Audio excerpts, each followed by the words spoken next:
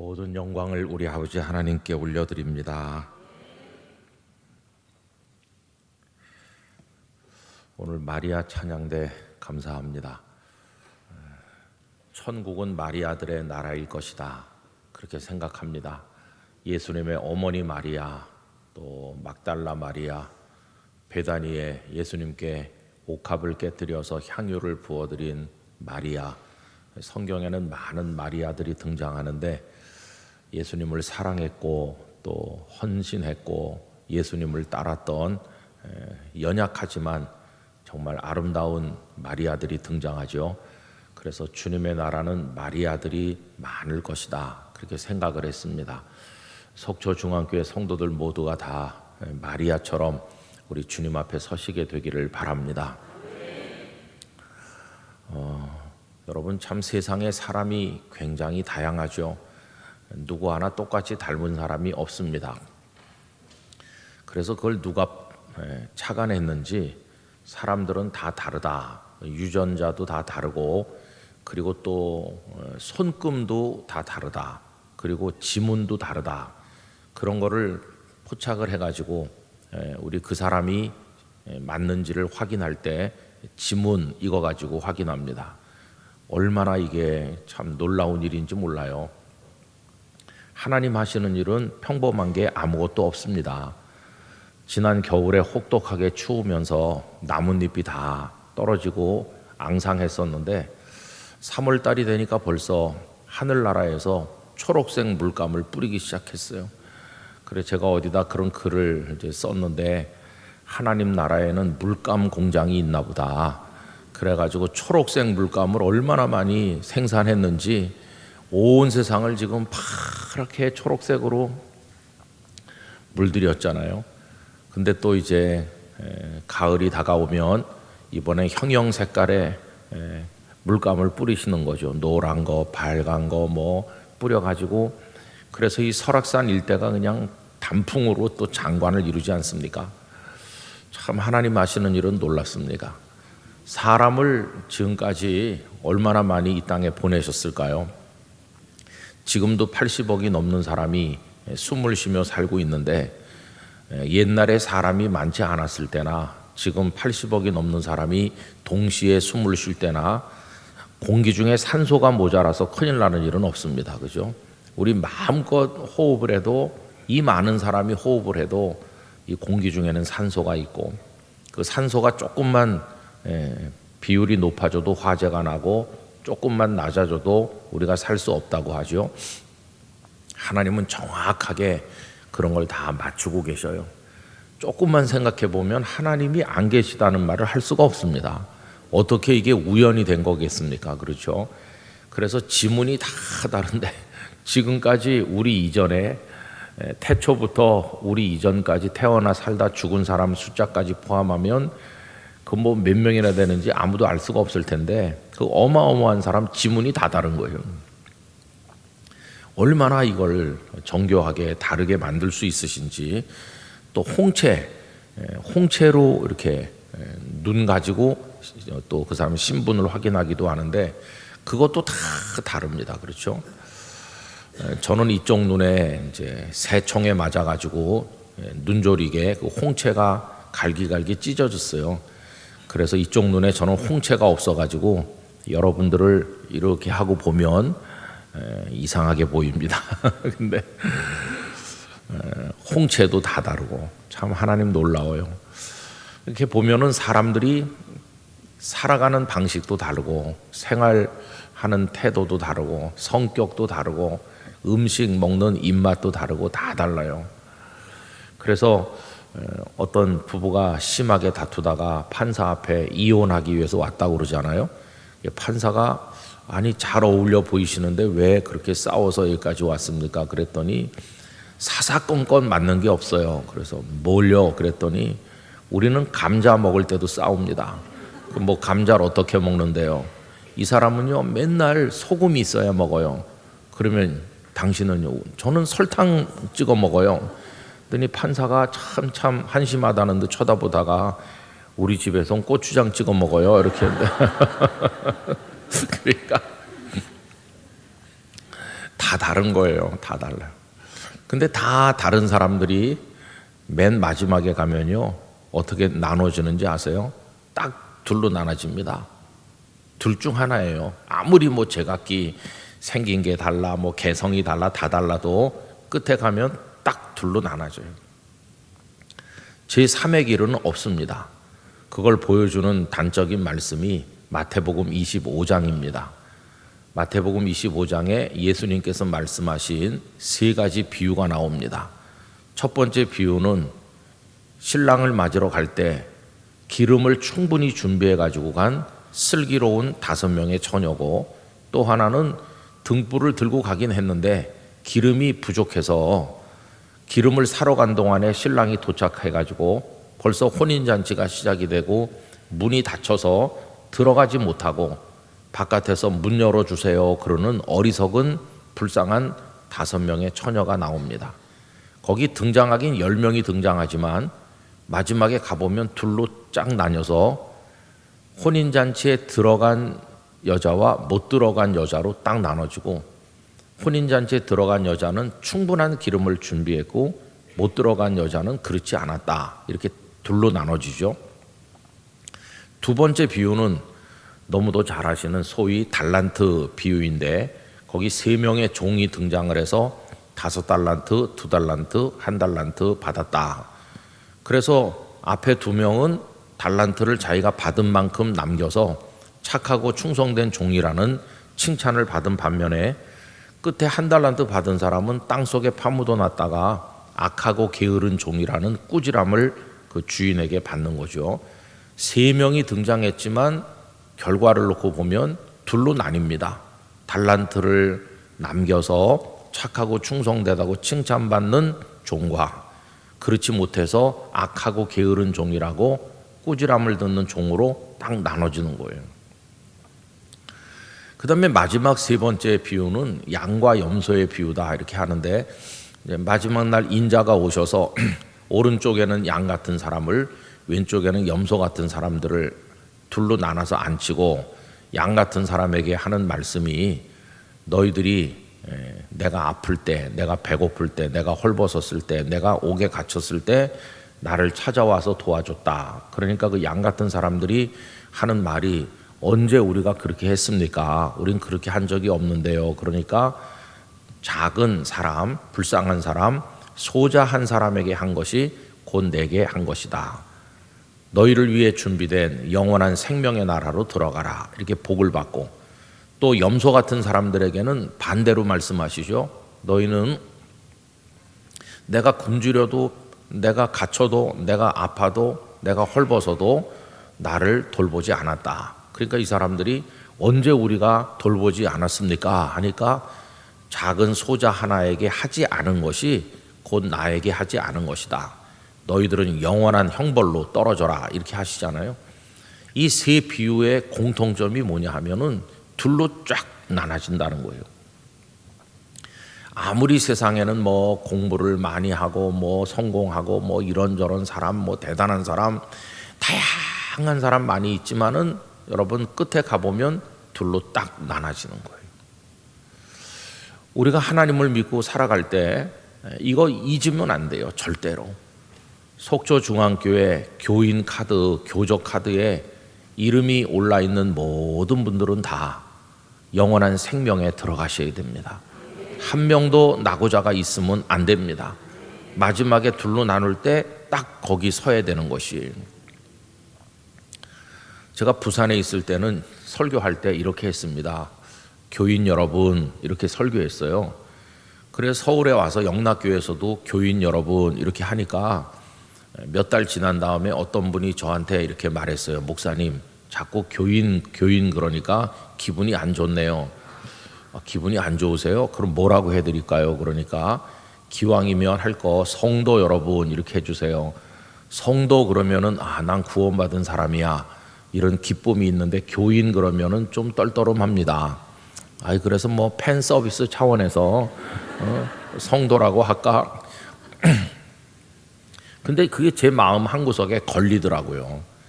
여러분, 교인하고 성도하고 같아요, 달라요?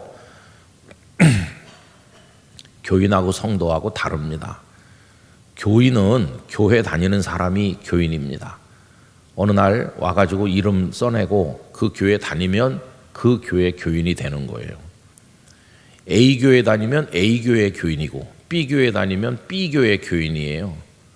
그래서 다 달라요. A 교회는 작은 교회, B 교회는 큰 교회, A 교회는 목사님이 아주 뭐 대단한 에너지가 넘치는 그런 목사님이 있는 교회, 어떤 교회는 목사님이 많이 아파가지고 지금 수술도 하시고 뭐 그런 다 교회마다 형편이 달라요. 그러니까 교인 그러면은 어느 교회 교인입니까? 그러면 저는 A 교회예요. 저는 B 교회예요. 이렇게 말하는 거죠. 근데 성도는 달라요. A 교회 성도, B 교회 성도 이렇게 나누지 않아요. 성도는 다 하나의 교회에 속해 있어요. 하나의 교회. 그 하나의 교회는 눈에는 보이지 않지만 지금 이 세상에 존재하는 주님의 교회가 있습니다. 보이지 않는 교회. 그래서 종교개혁자들이 교회를 흔히 보이는 교회와 보이지 않는 교회로 나눴거든요. 보이는 교회는 A 교회, B 교회, C 교회, 뭐 서울에 있는 어느 교회, 뭐 강원도에 있는 어느 교회, 이게 이제 보이는 교회죠. 어떤 교회는 교회 건물이 조그맣고 어떤 교회는 크고 뭐 이런 거. 근데 눈에 보이지 않는 교회는 뭐냐 하면은 눈에는 안 보이지만 그 한가운데 주님이 계시고 주님을 진심으로 믿는, 그리고 거듭나 새 사람이 된, 십자가 보혈로 죄 씻음 받고 하나님의 아들과 딸이 된 그런 이들이 시간과 공간을 초월해서 다 같이 모여 있는 교회가 있는데 그게 보이지 않는 진정한 교회입니다. 우리가 눈에 보이는 교회 지금 다니고 있어요. 그죠? 눈에 보이는 교회 와서 있는데 눈에 보이는 교회는 문제가 많아요. 거의 교인들이 모여가지고 갈등하고 다투고 뭐 싸우고 뭐 별게 다 일어나요. 그죠? 눈에 보이는 교회는 목사부터 모든 교인이 다 하나님 앞에 부끄러운 사람들이고 모자라고 그래요. 그래서 눈에 보이는 교회들은 언제나 이렇게 문제가 많고 갈등도 많고 그래요. 그러나 보이지 않는 교회는 거기는 분열도 갈등도 다툼도 없고 주님이 한가운데 딱 계시고 주님이 다 이렇게 끌어안고 다 구원받은 하나님의 사람들로 이루어진 교회입니다. 그 교회는 시간을 초월하기 때문에 저 베드로도 그 교회에 속해 있고 오늘 우리도 속해 있고 또 공간을 초월하기 때문에 아프리카에 있는 이도 속해 있고 북한 지하교회에 있는 이도 속해 있고 다 같이 속해 있고 이게 구원받은 공동체거든요. 그래가지고 그대로 이게 하나님 나라입니다. 이게 천국을 향해서 지금 나아가고 있는 중이죠. 나중에 주님 나라에 가서 보면 그 보이지 않는 교회에 소속된 사람들이 거기 다 그대로 있게 될 것입니다. 그래서 우리는 이 땅에 눈에 보이는 교회 이름을 등록하는 것도 중요하지만은 보이지 않는 교회에 등록하는 게 필수적입니다. 보이지 않는 교회 교조 카드가 뭔지 아세요? 그게 요한계시록에 나오는 생명책입니다. 생명책에 속초 중앙교회 성도들이 등록되어 있어야 됩니다. 그래야 구원받은 하나님의 사람이 되는 겁니다. 근데 저 같은 목사가 참 어떻게 보면 좀 안 됐어요. 왜 그러냐 하면은 저는 지금 영락교회 목사이기 때문에 저희 가족들 모두가 다 영락교회에 이렇게 등록되어 있잖아요. 그래서 이제 우리 교적 카드 이 휴대폰에 다 담아가지고 다닙니다. 그렇게 보면은 제 이름을 딱 치면은 쭉 나오죠. 영락교회 목사. 그래가지고 뭐 생년월일 뭐 어디 사는지 다 나오고 또 치면은 가족 사항이 쪼르륵 나와서 저한테 한눈에 반한 뚱뚱한 아주머니 한 분도 나오시고 그 다음에 또 우리 애들도 나오고 다 나옵니다. 근데 이제 제가 몇 년 있으면 우리 교단 헌법이 정한 대로 70세가 되면 제가 이제는 은퇴할 거 아닙니까? 은퇴하면 저는 영락교회를 떠날 사람이죠. 그러면은 누군가가 또 오셔서 이제 후임자가 되셔서 목회를 하면은 그럼 저는 이제 영락교회에서 빠져야 되는 거예요. 영락교회에서 빠지면 그 다음에 어디 가야 될지 이게 참 고민이에요. 목사님들이 계속 제가 영락교회 가서 있으면은 후임 목사님도 불편하시고 그거는 또 도리가 아닌 것 같고 그래서 어딜 가야 될지 잘 모르겠어요. 속초 중앙교회 올까? 나중에 목사님들 은퇴하면은 갈 데가 잘 없어요. 그래서 목사님들끼리 모이는 교회도 있습니다. 목사님들과 사모님들만 뭐 이렇게 몇십 명, 100명, 200명 이렇게 모여가지고 예배하는데 거기도 문제가 많아요. 다 목사님들이었지만은 똑같은 사람이기 때문에 부산에서도 보니까 뭐 고신교단, 합동교단, 통합교단, 감리교, 성결교, 순복음교회 다양한 출신 목사님들이 모여가지고 이제 설교를 누가 하느냐고 그랬더니 당번을 정해서 차례차례 돌아가면서 설교한대요. 근데 맨날 시끄럽대요. 왜 그러냐면은 예배 끝나고 목사님이 내려오면 다 뭐 80, 90 그렇잖아요. 내려오면은 앉아서 듣던 목사님들이 야 그거 성경 설명 틀렸어 이렇게 한대요. 다 이게 동종업계에 종사하던 전문가들이라서 겸손하게 말씀을 듣고 은혜를 받는 게 아니라 다 당회장하고 담임 목사 하던 사람들이라서 너무 시끄럽대요. 참 우스운 일이 많아요. 근데 되게 중요한 게 뭘까요? 내가 은퇴하고 어느 교회에 등록할까? 그게 중요할까요? 많은 목사님들이 저보고 목사님 은퇴하시면 제가 모시겠습니다. 그런 분들이 많아요. 어떤 분은 뭐 여기 충청도 어디가 너무 좋으니까 목사님 가족 살 곳은 내가 책임지고 준비하겠으니까 충청도 와서 같이 살자는 분, 뭐 제주도라는 사람, 뭐 부산에 제가 떠나온 교회 성도들은 부산에 올 줄 알고 있어요. 제가 부산으로 돌아올 줄 알고 있고 뭐 근데 생각해 보면 다 고마운 얘기인데 고맙긴 하지만은 다 그 얘기 속에는 한계가 있는 거예요. 저보고 와서 같이 삽시다 하는 분이 저보다 먼저 하늘나라 가기도 하고 도대체 누구랑 살라는 말인가. 그리고 상상을 해보는 거죠. 내가 충청도로 가서 살아, 어디 경상도를 가서 살아, 이렇게 상상을 해보면 다 어디나 나그네 인생이라는 걸 알게 돼요. 거기서도 나그네고 여기서도 나그네고 또 서울 영락교회에 왔지만 제가 태어난 교회이긴 하지만 우리 부모님이 계신 것도 아니고 뭐 여기도 나그네고 다 인생은 나그네예요. 마음을 붙일 곳은 주님의 품뿐입니다. 그래 나는 주님께 등록해야 되겠다. 나는 주님 나라에 등록하고 생명책에 등록해야 되겠다. 내가 어디 있다가 하늘나라에 부름 받더라도 그 나라에 바로 들어갈 수 있도록 천국 시민으로 등록해야 되겠다. 그런 생각을 늘 하고 또 하고 있어요. 여러분 지금 이 땅에 계신 동안에는 속초중앙교회 등록돼 계시지만 여러분은 다 이미 천국에 등록돼 있는 줄로 믿습니다. 근데 그게 성도예요, 성도. 그러니까 교인하고 성도는 다른 거예요. 그죠? 교인은 지금 A 교회 다녀서 A 교회 교인인데 아직 천국에는 등록이 안 된 사람도 많아요. 그러니까 천국에 등록이 안 됐으면 아직 구원받은 게 아니거든요. 그러면 교인이라고 말해야지. 성도는 이미 주님 나라에 등록된 그런 사람이 보이지 않는 교회에 소속된 사람이니까 성도하고 교인하고 비슷한 말인 것 같지만 천양직차로 다른 말이에요. 제가 왜 앉아 계신 분들한테 성도 여러분 이렇게 안 하고 교인 여러분 했냐 하면 그 중에는 교회 오긴 오지만 틀림없이 아직 죄 씻음도 없고 회개도 없고 구원받은 확신도 없는 아직도 주님을 자기 구주로 믿지 못하는 사람도 틀림없이 있을 텐데 맨날 성도 여러분 이렇게 하면은 본인이 착각하는 거 아닌가. 구원받은 걸로 착각하고 교만한 가운데 살다가 멸망하면 큰일이잖아요.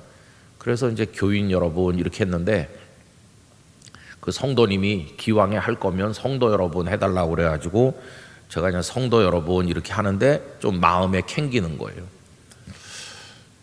그래서 여러분 정확히 말하려면 이렇게 말해야 됩니다. 교인과 성도 여러분 안녕하셨습니까? 이렇게 말해야 그게 정확한 건데 참 이게 그렇잖아요. 근데 제가 왜 그런 생각하냐 하면요, 예수님의 말씀 가운데 이런 게 있습니다. 두 사람이 밭에서 일을 하고 있는데 한 사람은 데려가고 한 사람은 버려둔다. 그 말씀 아세요? 두 여자가 맷돌을 돌리고 있는데 한 사람은 데려가고 한 사람은 버려둔다. 데려간다는 게 무슨 뜻이에요? 구원하신다는 뜻이에요. 버려둔다는 건 그냥 멸망하는 거예요. 똑같은 일을 해요. 똑같이 밭에서 일하고 똑같이 맷돌 돌려요. 똑같이 하는데 결과는 달라요. 여러분, 교회마다 주일이면은 사람들이 많이 오셔서 똑같은 주보에 있는 순서대로 찬송가를 부르고 똑같이 목사님의 말씀을 듣고 그래도 나란히 앉아 있어도 한 사람은 데려가고 한 사람은 버려둔다. 이거보다 무서운 얘기가 어디 있습니까? 여러분, 천주교회랑 우리랑 비슷한 것도 많고 다른 것도 많아요. 그런데 천주교회랑 우리랑 다른 것 중에 하나는 교회가 무엇인가 하는 데 대한 생각이 판이하게 다릅니다. 그 사람들은 그 캐톨릭 교회, 그 교회 울타리하고 하나님 나라 울타리가 일치한다고 생각해요. 그래서 교회 안에 있으면 하나님 나라 안에 있는 게 돼요. 교회 안에 들어오면 구원받은 사람이 되는 거예요. 교회 바깥에 있으면 구원받은 성도가 아니에요. 왜냐하면 하나님 나라 바깥에 있는 거니까 이렇게 생각해요. 그러나 우리는 개신교회는 달라요. 우리는 하나님 나라의 경계선과 교회의 울타리가 일치하지 않는다고 생각해요. 그래서 여러분, 하나님 나라의 경계선이 교회 한가운데로 지나간다 이렇게 생각해요. 그래서 같은 교회에 몸을 닫고 같은 교회에서 장로, 권사, 집사, 목사 이렇게 살지만 그 중에 어떤 사람은 하나님 나라 안에 있는 사람이 있고 어떤 사람은 교회에는 들어와 있는데 하나님 나라 바깥에 여전히 남아있는 사람도 있다고 생각해요. 그게 우리 생각이에요. 근데 그 하나님 나라의 경계선이 어디로 지나가는지는 아무도 알지 못해요. 그래서 우리는 그 하나님 나라가 교회보다 중요하다고 생각해요. 이 교회는 하나님 나라를 위해서 하나님께서 이 땅에 두신 일시적인 공동체일 뿐이에요. 예수님께서 베드로가 주는 그리스도시요 살아계신 하나님의 아들이시니이다 이렇게 한 다음에 그를 칭찬하시면서 바요나 시몬아 내가 복이 있도다. 이를 네게 알게 아니는 혈육이 아니요 하늘에 계신 내 아버지시니라 하시고 나서 내가 이 반석 위에 내 교회를 세우리니 하셨어요. 그러니까 교회는 뭐 기마무개, 바가무개가 세워가지고 한다 이게 아니고 누구를 통해서 세워지든지 그 사람은 도구이고 교회의 주인은 주님이세요. 주님이 교회를 세우신 거예요. 그래서 우린 교회를 사랑하고 교회에 몸담고 그러는데 그러나 조심하셔야 될 게 있어요. 교회가 하나님 나라는 아니거든요. 하나님 나라는 완벽한 샬롬이 이루어지는 곳인데 교회는 지지고 볶고 싸울 때도 많잖아요. 그래서 교회를 사랑하긴 하지만 교회 지상주의자가 되면 안 됩니다. 우리는 하나님 나라를 바라봐야지 교회에다 소망을 두면 안 돼요. 주님이 이 교회를 이 땅에 세우신 목적은 크게 두 가지라고 할 수 있어요. 하나는 여기 모여서 예배하고 여기 모여서 행복하게 지내면서 서로 위로하고 천국의 삶을 미리 연습해라 하면서 우리를 모아두신 곳이에요. 여러분, 주님의 나라는 사랑의 나라입니다. 뭐 은금 보화가 많아서 천국인 게 아니고 거기 하나님이 함께 계셔서 우리를 사랑하시고 성도들이 함께 모여서 영원히 사랑하는 사랑의 나라이기 때문에 우리가 그 나라를 바라보는 겁니다. 천국을 연습하는 게 교회라면 교회 안에도 사랑이 흘러야 됩니다. 여기 서로 격려하고 위로해주고. 그래서 모든 교회는 다 사랑 교회가 돼야 되는 거죠. 그래서 그 목적으로 두신 거예요. 그 다음에 또 한 가지 목적은 이 교회라는 입을 통해서 온 세상에 예수 그리스도의 십자가와 부활의 복음이 선포되고 전해지도록 하시기 위한 도구로 교회를 두신 것이에요. 교회 존재 목적은 너 목사해라, 너는 집사하고 그래서 교회를 둔 게 아니고 그 사람이 뭘 하든지 하여튼 어떤 사람이 모였든지 복음을 전파해야 돼. 복음. 제가 여기저기 집회를 할 때가 종종 있는데 우리 속초중앙교회처럼 믿지 않는 분들을 사랑의 마음으로 초대해서 이 집회를 전도 집회라는 이름으로 하는 교회는 처음 본 것 같아요. 대개 집회 그러면은 믿는 성도들만 오셔가지고 앉아 있는데 우리 속초중앙교회는 그렇지 않은 초대받은 분들이 계셔서 제 마음이 참 신선한 감동이 있고 감사가 있습니다. 이번에 다녀간 분들이 첫 숟가락에 배부르진 않겠지만 하나님이 택한 이들이라면 다 여러분의 믿음의 동지가 될 줄 믿습니다. 그분들을 위해 끊임없이 기도하고 사랑하면서 영적인 수고를 감당하시기를 바랍니다. 하늘나라에서 제일 먼저 영접받는 분이 전도마니아니라고 그래요. 누구의 말이 그래요. 그 말이 설득력이 있어요. 두 번째로 환영받는 사람이 순교자라고 누가 그러더라고요. 그래서 전도가 순교보다 더 위대하다. 그 말이 틀린 말이 아닌 것 같더라고요. 순교는 내 믿음 지키려고 하는 것인데 전도는 남의 믿음을 위해서 헌신하는 거니까 그게 사랑이잖아요. 그죠? 남을 믿게 해서 주님의 사람 되게 만드는 최고의 사랑을 하는 거니까 이 복음 증거라고 하는 거는 정말로 중요한 것입니다. 여러분 이번에 우리 목사님과 여러분들 정말 잘하신 것이에요. 자, 그래서 이제 우리가 눈에 보이는 교회에만 등록돼 있으면 안 되고 천국에 등록돼 있어야 되는데, 그래서 이 교회 저 교회마다 사람들이 다 있고 뭐 수만 명 모이는 큰 교회도 있고 뭐 농촌에 작은 교회도 있고 있지만은 결국 마지막에 가면 둘로 나눠지는 거예요. 제가 이제 목사로 평생을 살면서 처음에 저는 32살에 담임 목사가 됐습니다. 진짜 일찍 목회를 시작했죠. 부산에 내려가서 담임 목사로 부임을 해가지고 노회 갔더니 제 나이 된 사람들은 다 전도사 내지는 다 부목사님들이지 담임 목회하는 사람이 거의 없거든요. 32살에 담임 목사 돼갖고 노회 가니까 최하 말단인 거예요. 야, 저렇게 젊은 목사가 담임 목사로 왔구나. 이래가지고 그냥 기라성 같은 선배들 어르신들이 쫙 있고 가서 그냥 조용히 한쪽 구석에 이제 앉아 있었죠. 그러면서 이제 목회를 시행착오를 수도 없이 많이 하고 그러면서 지나오는 건데, 많은 목회자들, 많은 장로님들 만났어요. 정말 불쌍하고 어려운 이들도 많이 만났고, 뭐 재벌들도 만나고, 뭐 대단한 권력가도 만나고, 뭐 그렇게 만났어요. 또 영락교회 목사가 되고 나니까 뭐 대통령을 만나기도 하고, 뭐 하여튼 뭐 권력 기관에 있다는 사람들도 많이 만나고, 많은 사람 만났어요. 또 지금도 만나고 있죠. 그리고 목사님들도 뭐 대단한 목사님, 이름 석자를 대면 여러분이 다 아는 그런 목사님들도 자주 만나기도 하고 뭐 그래요. 근데 하나님께서 저를 참 이상하게 하시더라고요. 한 20여 년 전에 그 경상남도에 CTS 지사가 있습니다. 거기 그 지사장님이 여자 권사님이셨는데 권사님이 전화를 하셨어요. 목사님 부탁이 있습니다. 뭡니까? 그래도 경상남도 산청군이라고 지리산 밑에 있는데 거기 교회가 초교파로 48개 있습니다. 그런데 너무 다 농촌에 성도가 10명, 20명 그 이하도 있고 제일 큰 교회가 뭐 한 100여 명 모이고 산청이 참 지리산 밑에 불교가 세고 어려운 곳인데 교회가 48개 있는데 이런 교회들은 강사를 초청하지도 못하고 평생 가야 집회도 한번 못합니다. 그렇겠네요.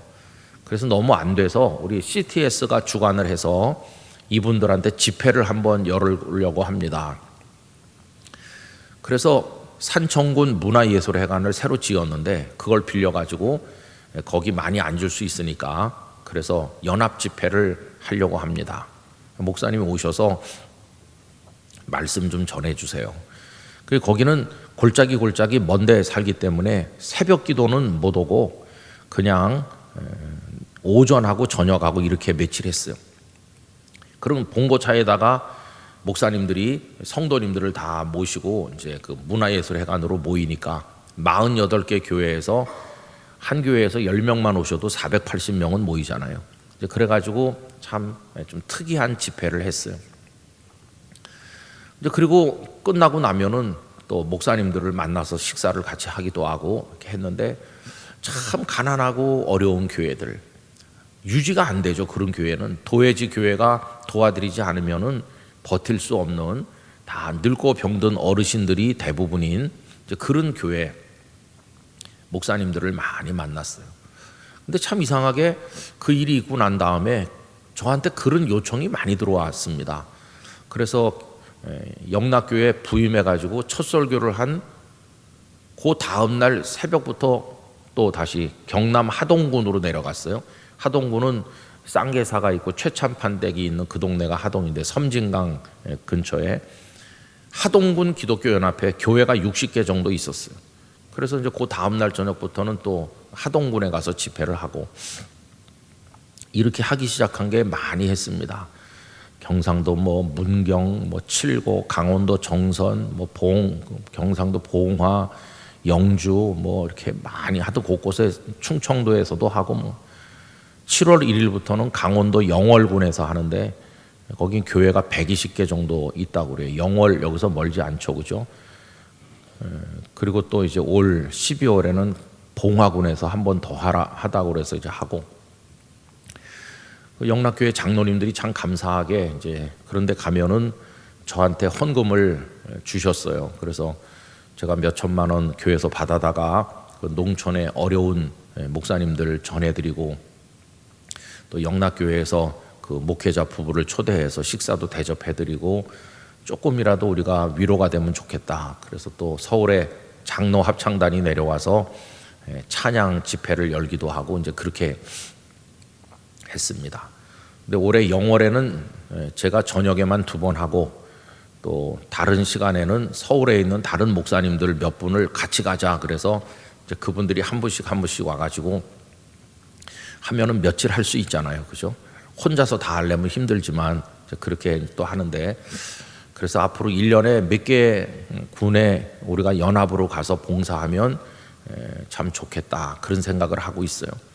근데 저 혼자 생각을 해봤습니다. 왜 이렇게 가난한 교회 목사님들을 많이 만나도록 기회를 주시는 걸까 생각을 하니까 몇 가지 생각이 나요. 하나는 너 겸손하라고 한다, 그런 생각이 제일 먼저 떠올랐어요. 여러분 다 뭐 큰 교회 목사님이 아니잖아요. 저는 부산에 교회 갔지만 미자리 교회는 아니었거든요. 부산의 그 교회도 그래도 다 자기 예배당도 있고 그런 교회 처음에 갔어요. 처음에는 그 영도라는 섬이 28만 명 살았는데 제가 떠날 때는 10만 명으로 줄었습니다. 주민들이 많이 주니까 거기서 교회가 부흥한다는 게 이게 너무 어렵고, 경상도는 불교가 무지하게 세요. 그래가지고 뭐 평상시에도 절에 가는 차림으로 다니는 사람이 태반이고, 시장 가보면 절에서 나온 사람 같이 그 옷을, 회색 옷을 위아래로 입은 아줌마들이 진짜 많은 그런 곳이에요. 미신도 얼마나 많은지 영도 바닷가에 나가면은 한 50m, 100m 간격으로 사과 몇 개, 배 몇 개 깎아놓고 생선 한 2마리 놓고 두들기면서 용왕을 부르는, 그 아침마다 용왕이 바쁘겠더라고요. 뭐 그런 게 뭐 굉장히 막 푸닥거리하고, 거기 가가지고 이제 그 어둠의 영들과 싸우는 게 힘들더라고요.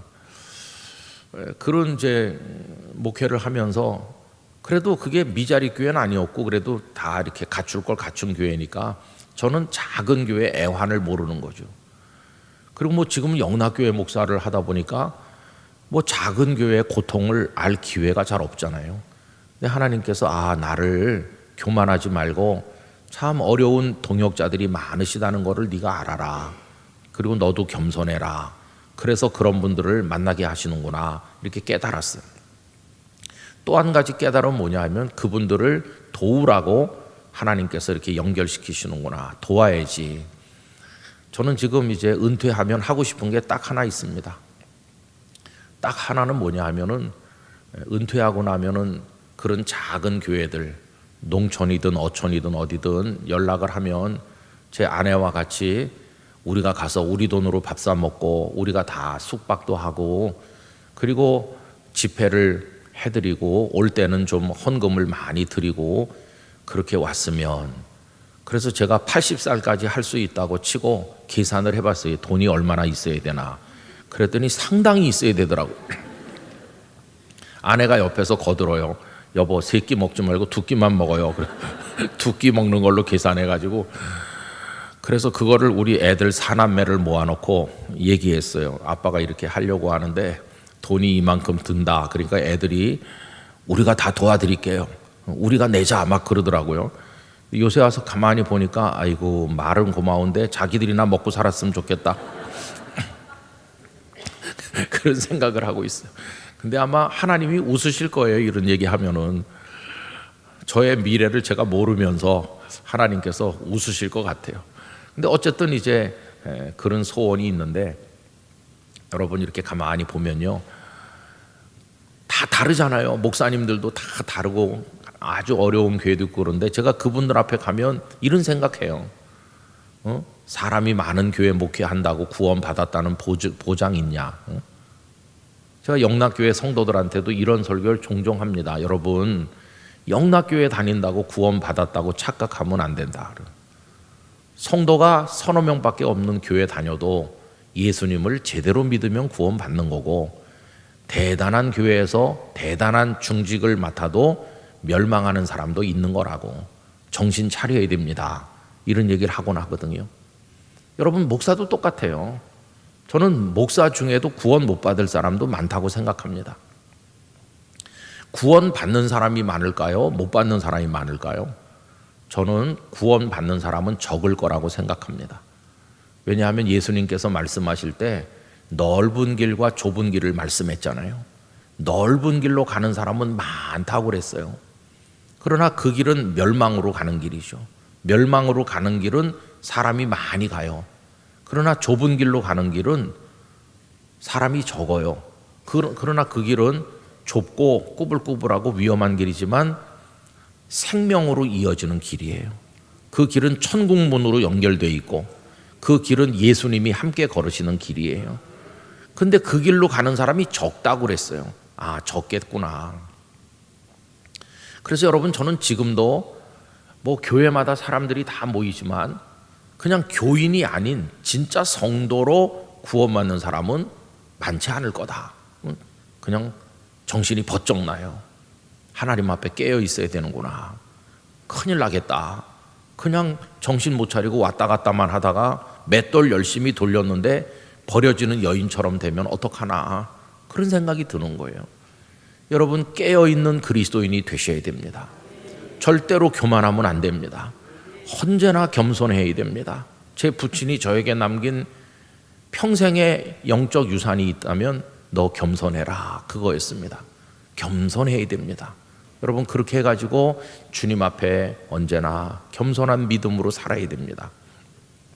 마지막에 가보면 아까 말씀드린 것처럼 마태복음 25장의 비유들처럼 결국은 칭찬받고 구원받는 사람과 멸망할 사람으로 쫙 나눠지는 건데, 둘 중 뭐냐 이거예요. 교인으로 살다 교인으로 멸망하는지, 성도가 돼서 천국 백성이 되는지, 둘로 쫙 나눠질 때 어느 쪽인가, 이게 문제인 거예요.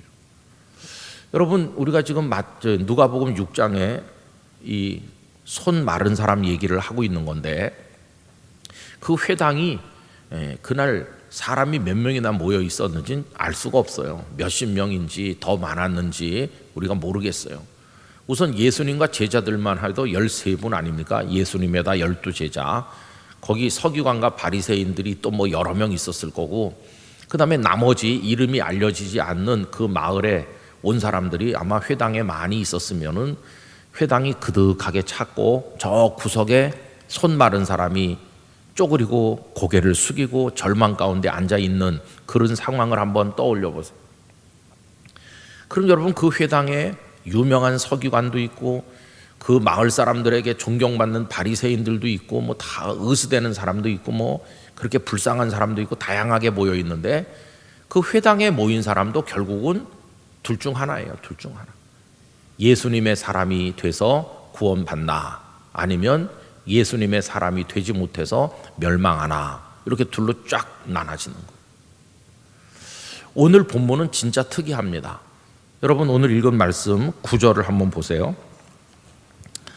예수께서 그들에게 이르시되라고 하셨어요. 그들이 누굴까요? 그 8절에도 그들이라고 나오죠. 8절엔 예수께서 그들의 생각을 아시고 9절에는 예수께서 그들에게 이르시되, 이 그들이 누굴까요? 그거는 7절에 나오는 서기관과 바리새인들일 것이다, 이렇게 생각이 들어요. 서기관과 바리새인들이 저 예수가 손 마른 사람을 오늘이 안식일인데 아무 일도 하면 안 되는데 고치나 안 고치나 이렇게 고발하려고 싸늘한 눈길로 지금 감시하는 중이잖아요. 예수님 그걸 다 알고 계신다고 그랬죠. 그들의 생각을 아시고 그리고 이제 말씀하시는 거죠. 근데 이제 9절에 와서 보면 그들에게 이르시되, 그 서기관과 바리새인들, 그들이 누굽니까? 그 사람들은 율법을 통달했다는 사람이에요. 율법을 통달했다는 사람들이면 율법 속에 담긴 사랑의 원리를 다 알아요. 여러분, 예수님께서 어떤 율법사와 얘기하는 중에 이렇게 말씀하셨죠. 율법을 두 가지로 요약하면은, 위로는 내 마음을 다하고 목숨을 다하고 모든 걸 다 해서 하나님 사랑하는 거다. 네 성품을 다하고 있는 힘을 다 기울여서 하나님을 사랑하는 게 그게 첫째고, 둘째는 이와 같으니 내 이웃을 내 몸과 같이 사랑하라 하신 거다. 그러니까 하나님 사랑과 이웃 사랑. 그래서 이걸 한자말로 경천, 하늘을 높여 경외하고, 하늘은 하나님을 뜻하는 거죠. 애인, 사람을 사랑하고, 한경직 목사님은 그 하나님을 사랑하고 이웃을 사랑하라를 경천 애인으로 정리하셨어요. 그래서 영락교회가 지금 초중고등학교 8개를 운영하고 있고, 제가 여러 학교의 이사장을 맡고 있는데 그 교훈이 경천 애인으로 돼 있어요. 하나님을 사랑하고 이웃을 사랑하자. 그 사랑의 원리잖아요. 근데 이 서기관과 바리새인들이 율법을 통달했다는 사람들이면 뭘 통달해야 됩니까? 사랑을 알아야 되잖아요. 사랑. 그런데 이 사람들은 율법을 통달했다고는 말하는데 잘못 배워가지고 사랑이 쏙 빠졌어요. 그럼 이 사람들의 마음속에 사랑이 지금 가득하고 사랑을 아는 사람이라면 무슨 생각을 하는 게 맞습니까? 아, 오늘 안식일이야. 일을 하지 말라고 하셨긴 했지. 그런데 안식의 본 뜻은 아무것도 하지 말라는 게 아니라 하나님 영광 위에 살라는 뜻이지. 그게 진짜 우리에게 평안을 주는 거지. 근데 여기 지금 손 마른 이 사람은 우리 회당에 드나든 지가 오래된 사람인데 참 볼 때마다 마음이 아프고, 저 사람 성전에도 마음대로 못 가고 가난하고 저 사람 정말 불쌍해. 아, 그런데 병든 사람을 많이 고치시는 예수 선생님이 오셨네. 참 기쁘다. 잘 됐네. 저 예수님이 오늘 저 사람 고쳐주시면 우리 회당의 경사가 될 텐데. 그러면서 오히려 앞에 나서서 예수님 이 사람 좀 고쳐주십시오, 이렇게 먼저 말했어야 될 사람들이잖아요. 먼저 그렇게 나서서 말했어야 될 사람들인데 지금 무슨 생각을 하고 있어요? 고치나 보자 이렇게 하고 있는 거예요. 얼마나 못됐습니까? 그죠? 사랑이라고 하는 건 눈꼽만큼도 없어요. 잔인한 사람들이 잔인해. 그래서 하나님의 법의 이름으로, 종교의 이름으로 사람을 죽이는 자들이 이 서기관과 바리새인들이에요. 주님은 우리를 살리려고 오신 분이고 이 사람들은 종교의 이름으로 인간을 밟는 사람이, 짓밟는 사람이, 아주 잔인한 사람들이죠. 이제 그들에게 말씀하는 거예요. 여러분 9절 계속 제가 읽어보겠습니다. 내가 너희에게 묻는다. 너희들 율법을 잘 안다면서, 전문가라면서, 그래 한번 내가 물을 테니 대답해봐. 그게 뭡니까? 안식일이다. 그런데 안식일에 선을 행하는 것과 악을 행하는 것, 생명을 구하는 것과 죽이는 것, 둘 중에 어느 쪽이 옳은 거냐 도대체? 한번 좀 내가 물으니까 대답해봐. 여러분 이걸 왜 질문하셨어요? 그들의 마비된 양심을 흔들어 깨우시는 거예요. 배웠다는 율법 전문가들이 도대체 무슨 생각을 하고 있는 건지. 율법의 본질이 뭡니까? 율법의 본질이 선을 행하는 것이고 생명을 구하는 거잖아요. 그게 사랑이잖아요. 근데 너희들이 율법을 알기나 하냐? 물으시고, 여러분 그 다음에 진짜 특이한 말씀이 있어요. 10절로 넘어가시면 그 다음 나오는 말씀이 뭡니까? 무리를 둘러보시고. 요 얘기는요, 우리 생각에는 없어도 될 것 같아요. 그죠? 9절에서 어느 것이 옳으냐 하시며 그 사람에게 이르시되 네 손을 내밀라. 그 사람은 손 마른 사람이죠. 이렇게 바로 해도 될 것 같아요. 그죠? 무리를 둘러보시고는 없어도 되는 거예요. 그죠? 문장에 아무 문제가 없어요. 근데 예수님은 이 손 마른 사람을 어제 저녁에 생각한 것처럼 이미 한 가운데 불러내셨거든요. 그 사람이 저 구석에 쪼그리고 앉아 있다가 예수님이 한 가운데 일어서라 하니까 이 사람이 나와가지고 지금 아주 어색한 상황으로 서기관과 바리새인들을 두려워하면서도 내 인생을 예수님 당신께 걸겠습니다. 그런 용기를 가지고 지금 주춤주춤 한가운데 서 있는 거예요. 모두가 다 그 사람을 주목해요. 서기관과 바리새인들은 저놈이 예수 말대로 일어서서 나왔네 이러면서 미워하는 눈으로 그를 쳐다보고 있고, 나머지 그 마을 사람들은 어떻게 되려고, 무슨 일이 일어날 건가 다 긴장하는 마음으로 지금 이렇게 보고 있는 거예요. 근데 그 예수님께서 한쪽에 앉은 서기관과 바리새인들에게 안식일에 선을 행하는 것과 악을 행하는 것, 생명을 구하는 것과 죽이는 것 어떤 게 옳은지 대답 좀 해봐. 이렇게 이제 그 사람들 보고 얘기하셨어요. 서기관과 바리새인들에게. 그리고는 가운데 서 있는 그 사람에게 네 손을 내밀라 이렇게 하면 되잖아요. 근데 예수님은 그에게 네 손을 내밀라고 하기 전에 뭘 하셨다고요? 무리를 둘러보셨다는 거예요. 그 회당 안에 와 있는 사람을 다 이렇게 둘러보셨어요. 왜 무리를 둘러보셨을까요? 그 사람들은 지금 해당 상황이 없는 것 같아요. 지금 문제된 거는 이 손 마른 사람하고 그걸 방해하는 서기관과 바리새인들이 문제지, 그 나머지 회당에 가득 앉아 있는 사람들은 아무 관련이 없잖아요, 이 사건과. 근데 예수님은 그들을 다 훑어보시는 거예요. 여러분, 이 속에 엄청난 의미가 들어있다고 생각합니다. 그들은 남처럼 앉아 있어요. 내 문제가 아니죠.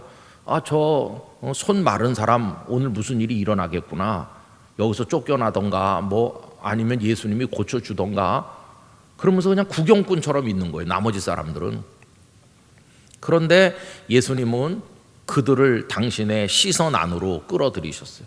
다 한 사람 한 사람 그들을 둘러보셨어요.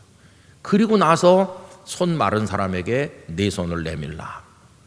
여러분, 무리를 둘러보신 이유가 뭘까요? 구경꾼이 아니라는 거예요. 너희들은 오늘 여기 왔다 가고 그냥 구경꾼으로 돌아가면 안 된다는 거예요. 내가 지금 이 사람들에게 질문했는데 선을 행하는 것과 악을 행하는 것, 생명을 구하는 것과 죽이는 것 중에 어떤 게 옳으냐고 질문했는데 내가 이들에게 질문했지만 사실은 너희 모두에게 질문하는 거다. 너희들도 생각이 있다면, 어려서부터 이스라엘 사람으로 율법을 배우면서 살아왔다면 뭐가 옳은지 한번 생각 좀 해봐라. 그러면서 너희들이 오늘 구경꾼으로만 있으면 안 되고 이 일의 증인이 돼야 된다. 증인. 뭐가 옳은 건지, 내가 하는 일이 옳은 건지, 이 사람들이 가르치는 게 옳은 건지 너희들이 증인이 되고, 두 번째, 너희들이 내가 하는 일에 지지자가 돼야 된다. 지지자. 예수님이 옳으세요. 예수님 당신이 잘하셨어요. 이렇게 날 지지해라. 그리고 한 걸음 더 나가면 너희도 하나님의 은혜를 받아라. 그래서 그들을 다 보시는 거예요. 여러분, 한가운데 일어선 이 사람만 마비된 사람입니까? 거기 다른 사람들은 인생이 다 100% 정상입니까? 그날 그 회당에 들어온 나머지 이름이 없는 많은 사람들도 다 한 사람 한 사람 인생에 병이 들었고 인생에 마비가 왔고 다 고통 중에 있고, 어느 한 사람도 주님의 은혜가 필요하지 않은 사람은 한 명도 없는 거예요. 사실은 그 손 마른 사람에게 한가운데 일어서라고 했지만 모두 다 일어서야 될 사람들이에요. 모두 다 일어서서 주님 저를 살려주세요, 제 인생 제 가정 저를 불쌍히 여겨주세요 하면서, 사실은 서기관도 일어나야 되고 바리새인도 일어나야 되고 다 주님의 은혜를 갈망하며 일어나야 될 사람들인데, 그 한 손 마른 사람은 그들의 대표인 거예요. 대표. 그가 대표로 일어난 거예요 지금. 여러분, 은혜는 우리 모두가 다 받아야 됩니다. 우리 모두가 주님 앞에 일어서야 될 줄 믿습니다. 모두가 다 주님 앞에 은혜를 구해야 되는 거예요. 주님은 나머지 사람들을 긍휼히 여기는 마음으로 너희도 한가운데 서야 되고 너희도 은혜를 입어야 되니까 다 분명히 봐둬라. 이 일을, 내가 하는 이 사랑의 일을 똑똑히 보고 너희도 그 은혜의 대상이 돼야 된다. 다 훑어보시는 거예요. 그럼 여러분, 결과가 어떻게 됐을까요? 우린 알 수 없죠. 그날 그 회당에 한 100명쯤 있었다고 가정하면 틀림없는 사실은 이 손 말랐던 사람은 네 손을 내밀라 해서 쭉 펴서 회복이 됐으니까, 주님의 은혜를 입었으니까 그날의 주인공이 됐어요. 그 사람. 서기관과 바리새인들은 그 사람을 잡아먹을 듯이 미워했겠지만 그 사람의 손은 다 펴졌어요. 미워하든지 말든지 은혜의 주인공이 됐어요. 여러분, 그렇게 되시기를 축복합니다. 그 다음은 열렬한 예수님의 사람이 됐을 거예요. 내 평생 예수님 없이는 못 살지. 이 사람은 이제 교인, 회당의 교인이 아니라 하나님 나라 성도가 된 거예요. 이 사람 둘로 나눠질 때 버려지는 사람이 아니라 이 사람은 하나님이 구원하시는 사람 쪽으로 옮겨서는데 이 사람은 성공한 거예요. 그날 일어서라고 하는 말씀에 용기를 낸 결과가 이 사람은 이제 성도가 된 거예요. 예수님의 사람, 얼마나 놀라워요. 예수님의 사람이 된 같은 축복은 없는 거예요. 십자가에 매달려 죽어가는 그 행악자 강도도 숨 끊어지기 직전에 예수여 당신의 나라에 임하실 때 나를 생각해 주십시오.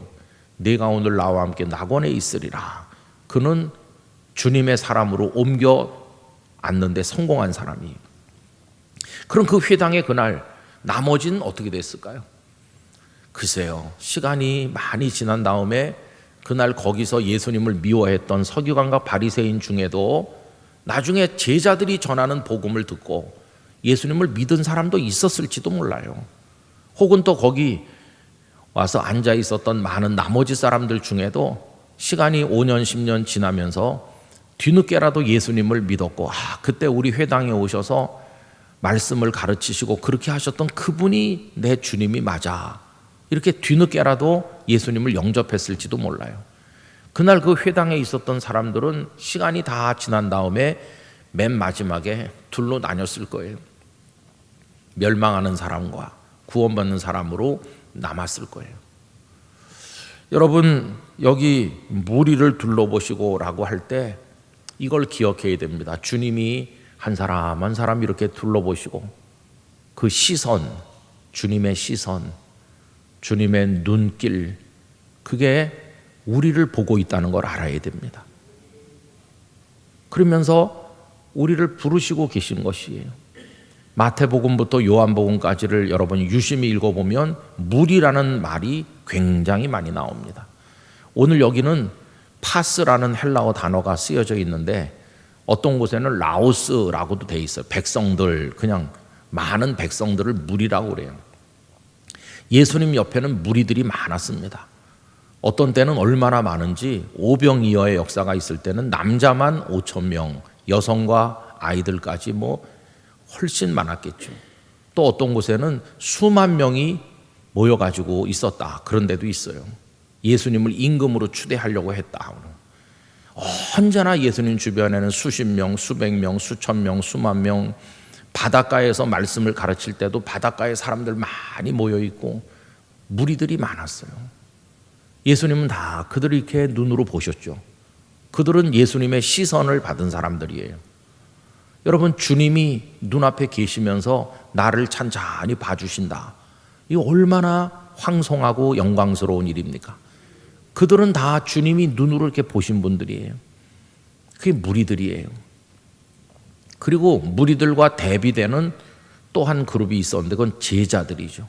주님이 불러서 주님의 사람을 삼은 제자들. 그럼 무리하고 제자하고 본래부터 차이가 있나? 차이가 없어요. 이 제자들도 비틀거리고 예수님 버리고 도망가고 예수님 모른다고 하고 연약하긴 마찬가지인데 주님은 그들을 불러서 훈련시키고 부활을 보게 하시고 성령의 기름을 부으셔서 오순절 다락방에 성령이 임하신 다음에 이들은 새 사람으로 변해서 복음의 증인이 되어 살다가 순교하셨어요.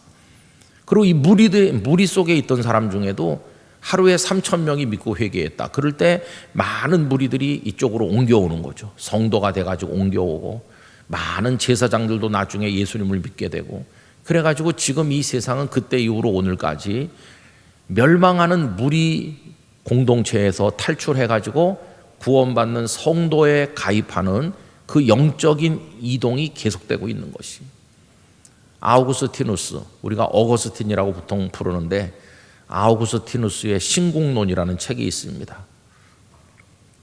라틴말로 데 키비타테 데이라고 그러는데 신의 도성이라고 보통 번역하죠. 거기 보면은 두 종류의 나라가 있다 이렇게 말해요. 하나는 땅에 속한 키비타테 테레나가 있어요. 땅에 속한 나라가 있고, 하나는 하나님의 나라가 있어요. 근데 우리 모두는 다 지금 땅에 속해 사는 것이요, 땅의 나라 백성이에요. 근데 이제 우리의 구원은 하나님 나라에 속하는 거잖아요. 두 나라가 서로 보이지 않게 충돌하고 경쟁하고 있는데 언젠가 땅의 나라는 멸망할 것이고 하나님 나라가 완전해질 것이에요. 지금 그 하나님 나라를 향해 하나님은 끊임없이 일하고 계신 것이에요. 우리는 참 감사하게도 어리석고 둔한데 성령께서 우리 마음을 녹이시고 깨우쳐 주셔서 하나님 나라 백성이 되게 하여 주시니 얼마나 감사한지 말할 수 없어요. 내가 미국 사람, 영국 사람, 대한민국 사람, 이게 이 땅에서는 정말 중요하지만 그러나 그건 몇십 년 동안에 중요할 뿐이고 결정적으로 중요한 거는, 영원히 중요한 건 하나님 나라 백성이 되는 것입니다. 근데 어거스틴은 이렇게 말해요. 땅의 나라는 아모르 수이가 지배하는 나라다. 아모르는 사랑이라는 뜻인데 아모르 수이는 나를 사랑하는 거예요. 자기가 자기를 사랑하는 거, 욕망, 탐심, 그런 거 말이에요. 그저 탐욕스럽게 먹고 마시고 소유하고 남을 짓밟고 올라가고 쟁취하고 성공하고 이 땅에서 그렇게 살아가는 아모르 수이는 다 자기밖에 몰라요. 다 자기만 사랑해요. 이기적인. 그런데 하나님 나라를 지배하는 원리는 아모르 데이예요. 하나님, 당신을 사랑합니다. 하나님을 사랑해서 나를 사랑하던 욕망을 다 내버리고 주님 영광 위에서 나서는, 그러니까 아모르 수이로 살던 사람이 아모르 데이로 이제 삶의 방식이 이제 바뀌어야 되는 거고, 이 무리 속에 속해서 구경이나 맨날 하면서 여보, 당신 오늘 어디 갔다 왔어? 아, 나 오늘 회당에 갔다. 아, 그래요? 회당에 별일 없어요? 아유, 오늘 회당에 큰일이 있었지. 뭔데요? 아, 당신도 알잖아. 그 한 손 마른 그 아무개 말이야. 아, 그 사람 왜요?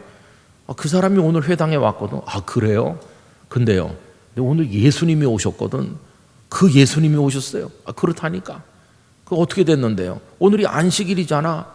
아무것도 하면 안 되는데 우리가 존경하는 아무개 서기관님 누구 바리새인이 거기 있었는데, 아, 글쎄 예수님이 그 사람들 싹 무시하고 그 사람들 그냥 납작하게 만들고 그 아무개 손을 쭉 펴게 하셨다니까. 아, 그 사람 이제 완전해졌어. 그러면 그 부인이 뭐라고 물어? 그래서요. 그래서 아, 그랬다니까. 아니, 그래가지고 당신은요? 난 그냥 갔다 왔지. 가서 보고 왔지. 그래서 당신은 뭐가 됐는데요? 나 아무것도 안 됐지. 그냥 보고 왔지. 여러분, 이게 망하는 겁니다. 맨날 가서 보고 와요.